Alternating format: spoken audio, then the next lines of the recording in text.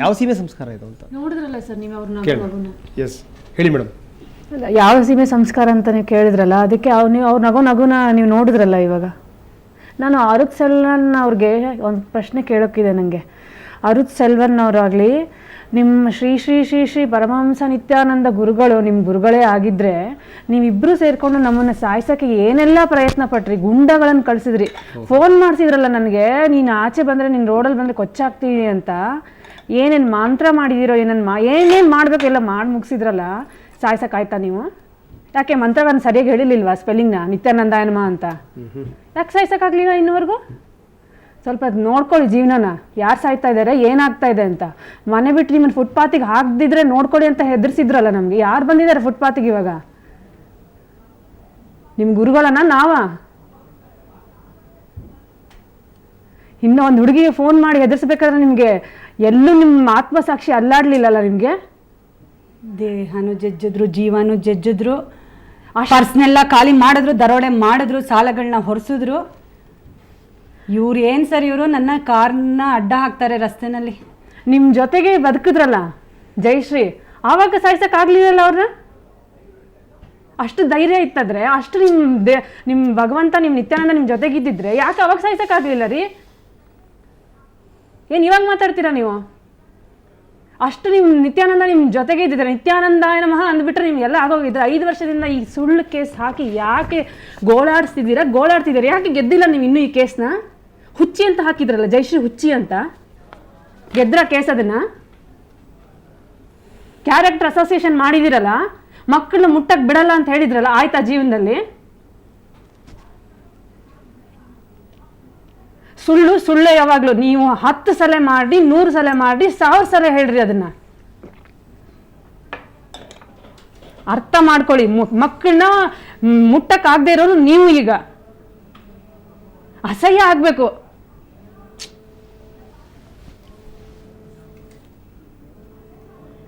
ಸರಿಯಾಗಿದ್ದೀರಾ, ಎಂಥ ಗುರುನೋ ಅಂಥ ಶಿಷ್ಯ, ಅಷ್ಟೇ ಹೇಳಕ್ಕಾಗದು ನಿಮಗೆ. ಇನ್ನೊಂದು ವಿಷಯ ಸರ್ ಜ್ಞಾಪಕ ಬಂತು ನನಗೆ. ಇವರು ನಾವೊಂದು ಗುರುಭಕ್ತಿ ಪ್ರೋಗ್ರಾಮ್ ಅಂತಲೂ ಇನ್ನೊಂದು ಯಾವುದೋ ಪ್ರೋಗ್ರಾಮ್ ನಡೀತು ನಿತ್ಯಾನಂದ ಆಶ್ರಮದಲ್ಲಿ. ವಾನಪ್ರಸ್ಥ ದೀಕ್ಷೆ ಅಂತ ಕೊಡ್ತಾರೆ ಅವರು. ವಾನಪ್ರಸ್ಥ ದೀಕ್ಷೆ ಕೊಡ್ತಾರೆ ಮದುವೆ ಆದವ್ರಿಗೆ ಕೊಡೋದು. ಆ ನಿತ್ಯಾನಂದ ಹಂಗೆ ಕತ್ತಲು ಹಾಕಿರೋ ಮಾಂಗಲ್ಯ ತೆಗೆದು ಕೊಡಬೇಕು. ಅವ್ರು ಗಿರ್ರಂತ ತಿರುಗಿಸಿ ಹೇಳಿದ ಮಾತಿದ್ದು, ಯಮ ಎಡ್ತ ಮಾಂಗಲ್ಯ ಅಮಂಗಳ, ಗುರು ಎಡ್ತ ಮಾಂಗಲ್ಯ ದೀರ್ಘ ಸುಮಂಗಲ.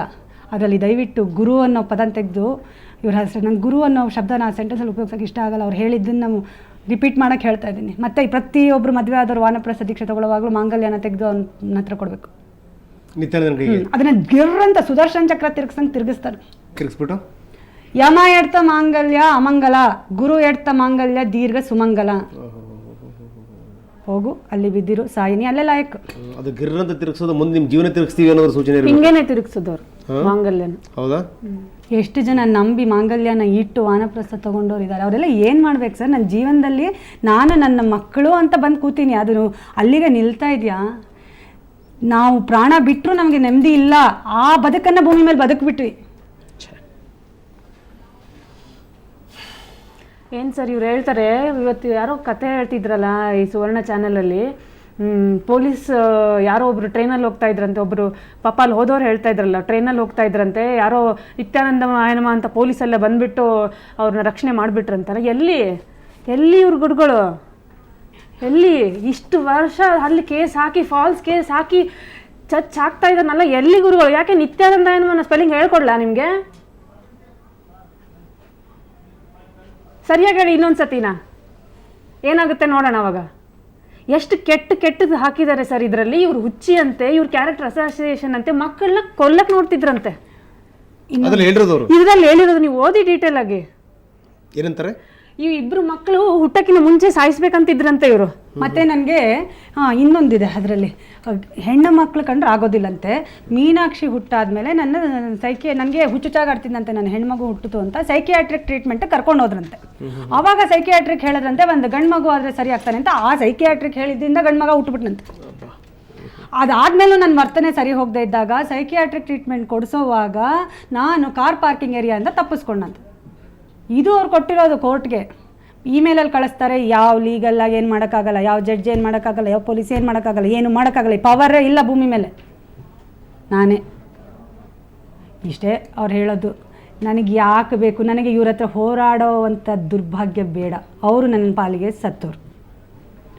ಇವತ್ತು ಸಮಾಜದ ದೃಷ್ಟಿಯಿಂದ ಬಂದು ಮಾತಾಡ್ತಿದ್ದೀನಿ. ಸಮಾಜದಲ್ಲಿ ನಿಂತು ಮದುವೆ ಆದನೇ ವಿನಃ ಯಾವುದೇ ಒಂದು ವೈಯಕ್ತಿಕವಾಗಿ ಮದುವೆ ಆಗಲಿಲ್ಲ. ಸಮಾಜಕ್ಕೆ ನನ್ನ ಬದ್ಧತೆ, ಮಾತಿನಲ್ಲಿ ಸತ್ಯನ ವ್ಯಕ್ತಪಡಿಸೋದು ಇದ್ದೇ ಇದೆ. ಅದಕ್ಕಾಗಿ ಬಂದು ಈ ಮನುಷ್ಯ ಅವರು TV9 ಚಾನಲಲ್ಲಿ ನಾನು ಬಂದು ಮಾತಾಡೋಗಿದ್ದೆ. ನಾನಾಗಿ ಕೂತು ಇಲ್ಲೇ ಮಾತಾಡೋಗಿದ್ದೆ. ಅವರು TV9ಅಲ್ಲಿ ಕೂತು ಪ್ರಪಂಚಕ್ಕೆ ಒಂದು ಉಪದೇಶ ಕೊಡೋಕ್ಕೆ ಕೂತ್ರಲ್ಲ. ನಾನು ಬಿಡೋದಿಲ್ಲ ಸರ್, ನಾನು ಬಿಡೋದಿಲ್ಲ. ನಾನು ಸತ್ತಿಲ್ಲ, ನಾನು ಬದುಕಿದ್ದೀನಿ. ನಾನು ಇವ್ರನ್ನ ಮದುವೆ ಆಗಿದ್ದು ಬಹುಶಃ ಆತ್ಮದ ಹಂತದಲ್ಲಿ ಬೇರೆಯವ್ರಿಗೆ ಇವ್ರಿಗೆ ತೊಂದರೆ ಕೊಡದೇ ಇರಲಿ ಅಂತದ್ದಕ್ಕೆ ಇರ್ಬೋದು. ನನ್ನ ದೊಡ್ಡ ಸಮಾಜ ಸೇವೆ ಇರ್ಬೋದು, 10 ಜನನ್ನ ಇವ್ರನ್ನ ನಾಶ ಮಾಡದೇ ಇರಲಿ ಅಂತ. ಇವತ್ತು ನಾನು ಗುರುತಿಸ್ತಾ ಇದ್ದೀನಿ. ನನಗೆ ಅರ್ಥ ಆಗ್ತಿರ್ಲಿಲ್ಲ, ನಾನು ಹಿಂಗಿಲ್ಲಿ ಮದುವೆ ಆದೆ, ಸೇವೆ ಬೇಕು ಅಂತ. ನಾನು ಇನ್ನೊಂದು ಹೇಳ್ತಾ ಇದ್ದೆ ನೋಡಿ, ನಾವು ಎಲ್ಲೇ ಮದುವೆ ಬದುಕ್ಬೋದು, ಯಾರ ಜೊತೆನೇ ಬದುಕ್ಬೋದು. ಆತ್ಮಕ್ಕೆ 2 ಸ್ವರೂಪ ಇರುತ್ತೆ. ಆತ್ಮದ ತನ್ನ ಸ್ವರೂಪ ಬದುಕಿದಾಗ ಅದು ಗುರು ಚೈತನ್ಯವಾಗಿ ವ್ಯಕ್ತ ಆಗುತ್ತೆ. ತನ್ನ ಚೈತನ್ಯವನ್ನಕ್ಕೆ ಕೈ ಮುಗಿಬೇಕಂತ ಇಷ್ಟಪಟ್ಟಾಗ ಅದು ಗುರು ಭಕ್ತಿಯ ಚೈತನ್ಯ ಆಗುತ್ತೆ.